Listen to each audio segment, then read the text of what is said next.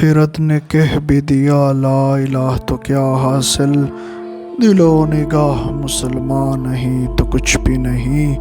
عجب نہیں ہے کہ پریشاں ہے گفتگو میری، فروغ صبح پریشان نہیں تو کچھ بھی نہیں۔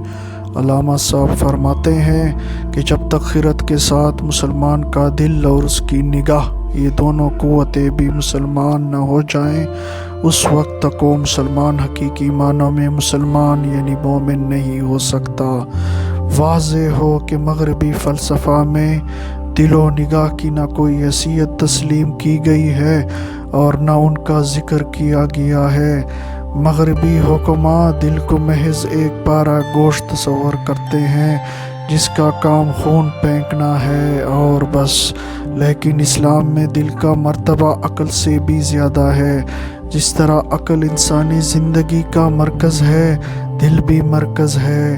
لیکن جب ہم یہ کہتے ہیں کہ دل کی اصلاح کرو یا دل مردہ دل نہیں ہے، اسے زندہ کر دوبارہ، تو اس وقت دل سے مراد یہ پارہ گوشت نہیں ہوتی، بلکہ اس میں جو روحانی قوت مخفی ہے وہ مراد ہوتی ہے۔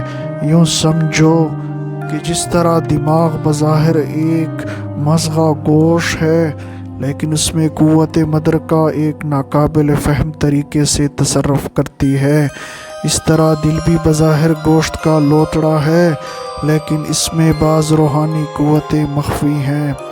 دوسرے بند میں علامہ صاحب فرماتے ہیں کہ اگر تجھ کو میری گفتگو کچھ عجیب سی یا کچھ پریشان سی معلوم ہو تو حیرانی کی کوئی بات نہیں۔ وجہ یہ ہے کہ میری گفتگو، میرا پیغام، میری تعلیم کفر کی تاریکی کو دور کرنے والی ہے، گویا کفر کی رات کے لیے پیام صبح ہے۔